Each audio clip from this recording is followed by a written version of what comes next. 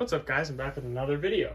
If you just saw my last video on the graphite iMac G3 unboxing, then you know that this one was coming next. I decided against doing one on the Indigo, at least for now, just because I kind of already did one. Now, it wasn't very in-depth, but neither was the graphite one, and this one will be probably the same. Not that in-depth, but still kind of. So yeah, here it is. It's a 1998 iMac G3 Bondi Blue. I picked this thing up probably a month ago, maybe a little over a month ago. It was, how much did I pay? I think I paid $250 Canadian, because at that price, I'll still be able to sell it if I ever want to and still make a little off of it. Typically I've found, if you've watched my videos for a while, you know I used to have, I don't know, I probably had 4 boxed iMacs at one point, and I sold them all. I think I had 5. And each one typically was $400 Canadian, what I sold it for, or $450 Canadian, somewhere around there, plus shipping.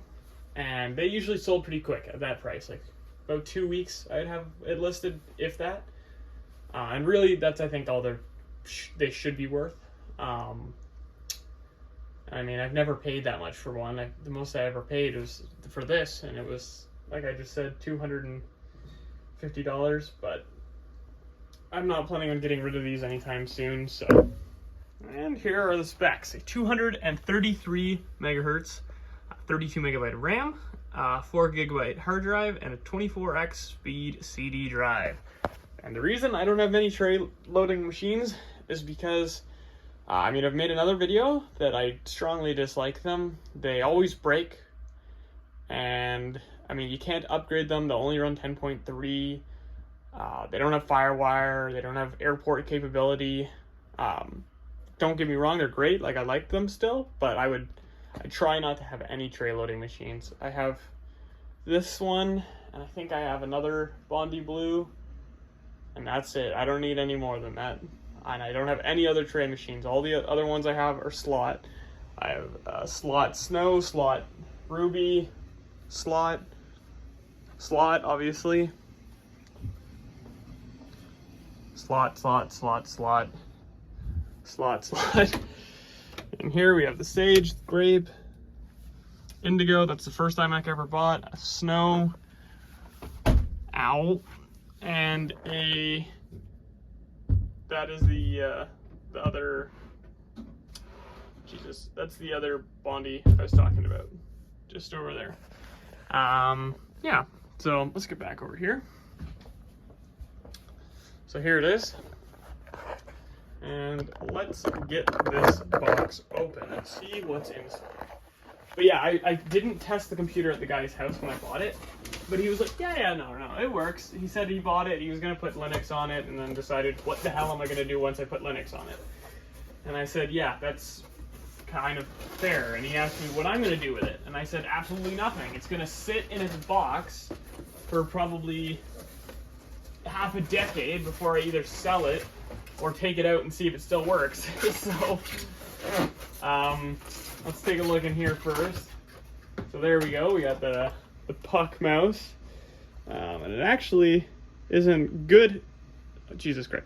There's the puck mouse, and it's actually in great shape. Normally these are all gooey here and disgusting, and this one is in pretty good shape, and it feels pretty crisp too. Then we got the standard power cord here. These are either absolutely disgusting and sticky as all could be, like it feels like if you went like this and just let go, it would stick to your hand, or they feel like a 40-year-old coaxial cable that hasn't moved, and it's just like, it feels so stiff, and it feels like if you're gonna bend it, it's gonna snap. And this one is actually kind of in the in-between. It's not sticky, but it still moves as you'd think it would. So that's, I guess, a plus. Not that I'm ever going to use it. Then we got the keyboard here, also in great shape. I'm going to guess that this computer is probably a really low runtime machine. And one of the factors that kind of made these tray machines low runtime is they got out of date really fast. Like, it came with Mac OS 8, like 1998, but they were so slow. Like, if you think about it, by the end, you know, you could max these out at 1 gig of RAM, 700 megahertz processor, and these things just could not compete with that.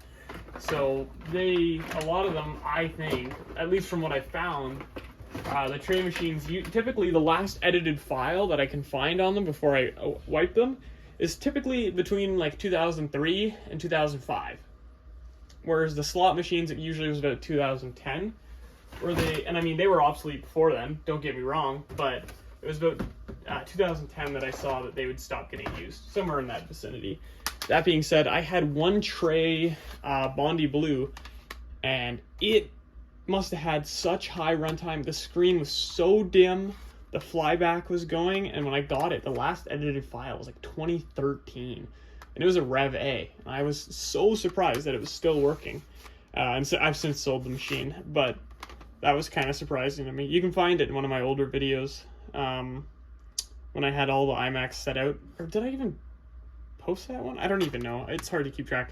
Anyways, I got these two discs, which are both Mac OS 8.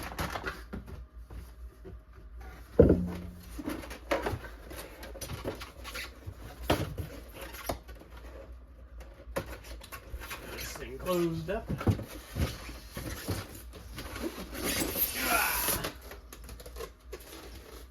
And you can kind of see the iMac down in there. Let me pop it out of here.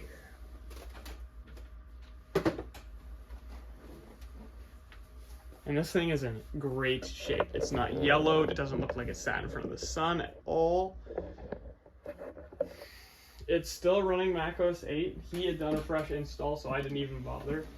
But you can see that this computer is in fantastic shape. And I actually got rid of majority of the duplicates of Bondi Blue. I think I had 5. And I got rid of all of them when I got this, because I'm like, okay, I have one really nice one, and then I have another one that's pretty nice, and I don't need any more than that. So the rest, they went goodbye. So, yeah, you can see this thing's in great shape. I haven't even taken it apart to clean it. I still need to take the CMOS battery out of it. I have not done that yet. But on these, I don't know. I have spare motherboards, so if it does leak, it's not like the end of the world. And also, it probably won't. Everybody says, like, oh man, you got to get these batteries out of here. They're going to leak, destroy the motherboard. I probably had, I don't know, 40, 50 iMac G3s, all of which have had the batteries still in them, and none of them have ever leaked. So, I mean, I still remove them, but I don't think it's that big of a concern compared to the, you know, the older stuff, like early 90s, mid 90s. I've seen those leak more, and they do take out everything because it's so corrosive. But so far I've had good luck with that. But now that I've said that, I'm sure that this computer will, that battery will leak and destroy it. But I guess that's for me to find out and inform you later whether or not that happens. So yeah. Now this is another very brief video. As I said, they were going to be.